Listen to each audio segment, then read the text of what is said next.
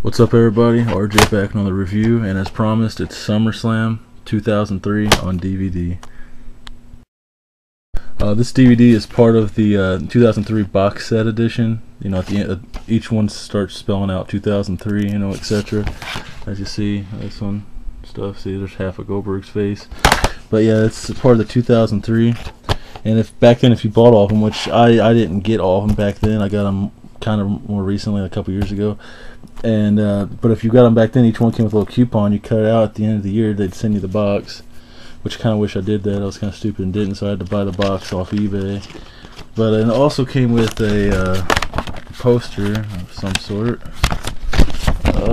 Yeah, it came with the poster as well. It's a nice poster. Definitely can't argue with that poster at all. But yeah, let's go ahead and get to the review. First match of the night, Zach Allen versus Matt Hardy. This match doesn't actually take place due to Brock Lesnar earlier in the day on Sunday Night Heat destroying Zach Allen. I mean, Brock Lesnar did powerbomb after powerbomb. Zach Allen all a bloody mess. Matt Hardy comes out there. It's pretty funny on Heat as well. They show it on the pay-per-view and stuff. On Heat, he comes out and he's like, "Well, if Zach Allen can't wrestle, then I win by forfeit." And it was just funny stuff. Matt Hardy was in good shape back then, actually. But yeah, it really didn't happen, so I don't even know why it's really on the card. After that, we have Eddie Guerrero versus Chris Benoit versus Rhino versus Tajiri for the U.S. Championship. Not that good of a match. Eddie Guerrero and Chris Benoit, wrestling-wise, they're two of my favorite wrestlers back in the day and stuff. But it was not that good of a match, really. After that, we got La Resistance versus the Dudley Boys. Again, not that good. La Resistance, there's a reason why they didn't last long. They weren't a very good tag team. It was just boring to watch, really. They had Rob Conway, though, come out, which, a little backstory for this match. Rob Conway came out the SmackDown before, a couple nights before, on Friday Night SmackDown. He came out, Rob Conway was dressed as a Navy SEAL, and he comes out there, Bubba Ray and stuff, so, holds the American flag up and stuff, and he betrays them. They find out, oh, he's Rob Conway. You find out he's not just a fan out there. It's a Navy SEAL. He betrays them and stuff. And he does the same thing on this match as a camera guy. Not really that good of a match, really. So yeah, that's about all I have to say about that. Shane McMahon versus Eric Bischoff.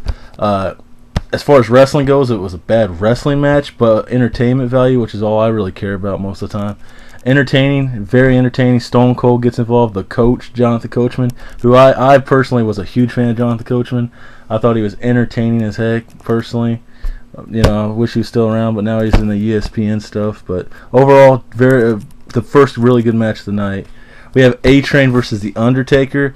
Any match Undertaker's in's good. This is back when he had that "You Done It Now" song and stuff. It was my favorite time for The Undertaker, Big Evil, Red Devil. It was a good match. It really was. A-Train had Sable in his corner because he was working for Vince McMahon, who was the ultimate bad guy at the time. But yeah, it was a good match. RVD versus Kane. This is right after they came off of being tag champs. Kane just recently got unmasked.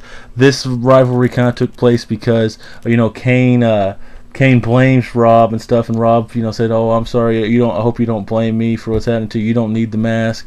And it turns into kind of like a street fight kind of feel where it's no disqualification and stuff. RVD ends up catching a sick tombstone on the steel steps. Definitely a match worth checking out. Not the best match tonight, but definitely a decent match. Kurt Angle versus Brock Lesnar. You really can never go wrong when you have those two in a match. When they're one-on-one, Brock Lesnar was turned heel a couple weeks before in a steel cage match when they put Lesnar against Vince McMahon. Definitely a great match. Check that one out.